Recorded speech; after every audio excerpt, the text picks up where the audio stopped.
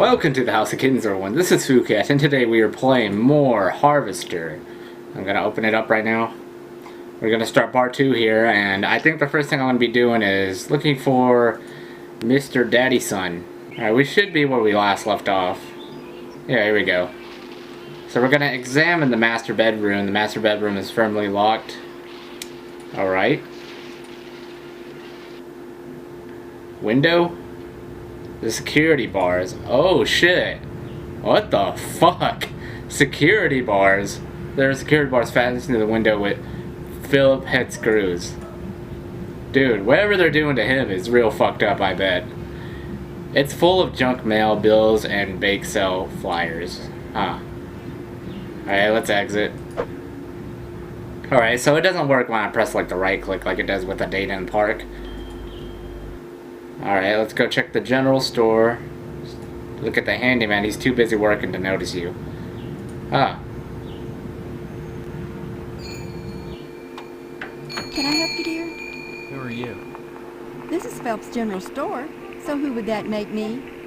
Maybe you need to go back to Gein Memorial and have Miss Whaley teach you about logic. I'm fuzzy on a lot of things these days. My memory's gone. Pshaw, you always were a kidder, Steve. I'm serious, I need some help. Why do they all say that? Well, they say a sharp blow to the head is a good thing for amnesia. In which case, I'd recommend Miss Whaley again.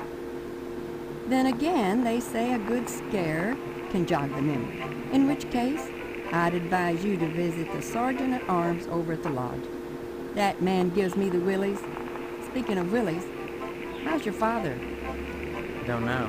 Haven't seen him. Care to buy anything today? Well, I'm pretty poor, right? 25 cents? How much would that give Just me? point to whatever you want. I'm a little hard of hearing. Alright. Oh, an adult magazine. You can just, wow, I can pay for that? Dude, hit me up. You must, oh, okay, I have to pay her. Alright, let me, get my money out to her. A girly magazine? Why, Steve, I'm surprised at you. I'd expect that sort of thing from Deputy Loomis, but never from you. He's always coming in here oogling the girly magazines behind my counter. Darned if I'd sell him one, though. I know his wife, for heaven's sakes. You got will you it. sell me one? Okay. I certainly will, Steve. That kind of interest is healthy for a young fellow. It is? Steers him away from being a fireman. Why the hell am I doing that?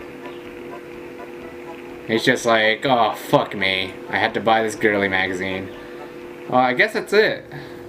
Do I go to the sergeant now? Was she talking about the sergeant that liked girly magazines?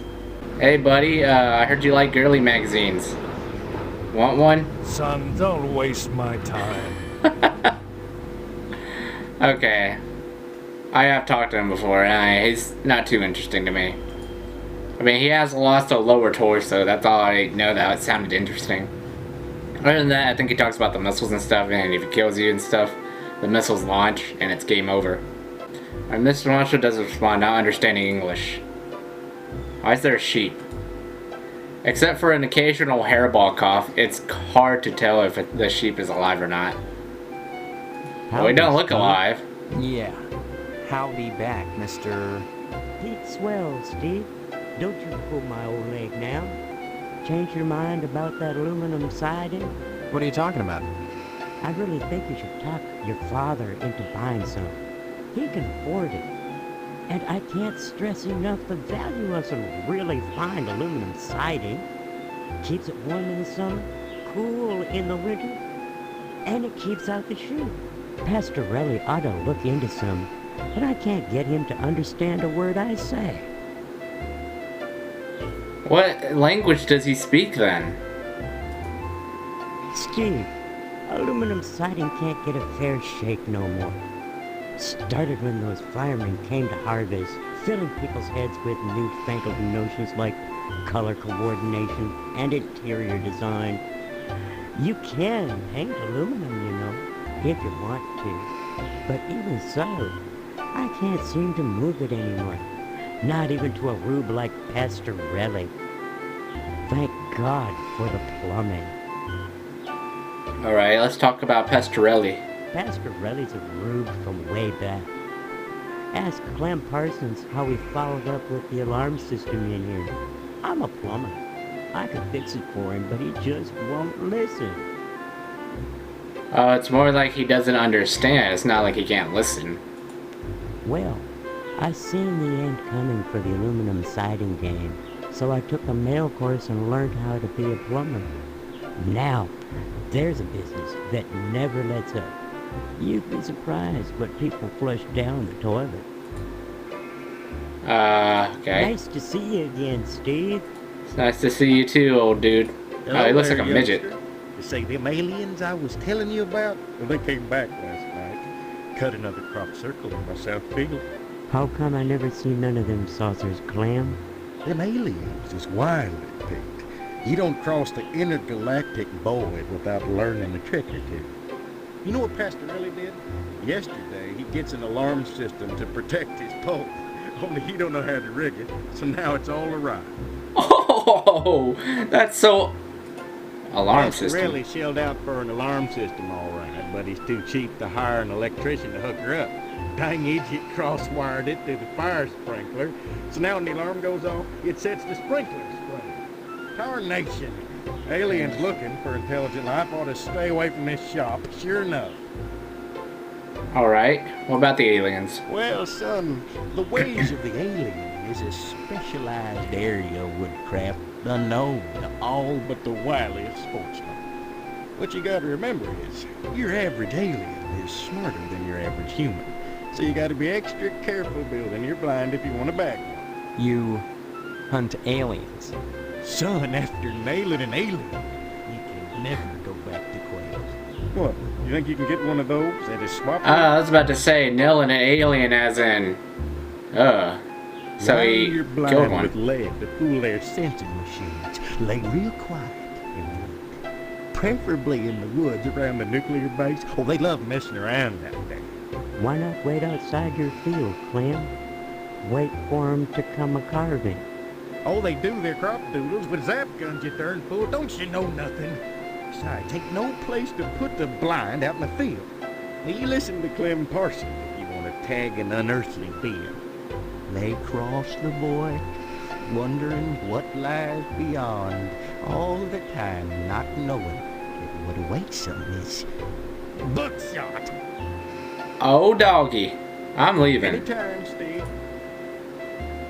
Hey, it's a cow's head. I don't know, I guess they just showed me a vision of just him having a mounted alien head. Let's go to the lodge. Only initiates may enter the hall of the Order of the Harvest Moon. Did you say something? I did not speak, but my mind touched yours. Telepathy. But how? Only those who seek enlightenment warrant my attention. Do you hunger for true knowledge? Yes? There are always obstacles to the path. You must first fill out an application to be considered for initiation into the mysteries. Paperwork. Why should I fill out a stupid form? Okay, give me an application then. Applications are available at the post office. Postmaster Boyle disseminates them to the uninitiated. I do not sully my hands. Then I just fill it out and return it to you, or what? You may find it difficult to obtain an application. You will no doubt need to find some way to persuade Postmaster Boyle to give you one in the middle of the month, as it is against his rules. When you do, however, bring it to me, and if you are worthy, you will be put to the test.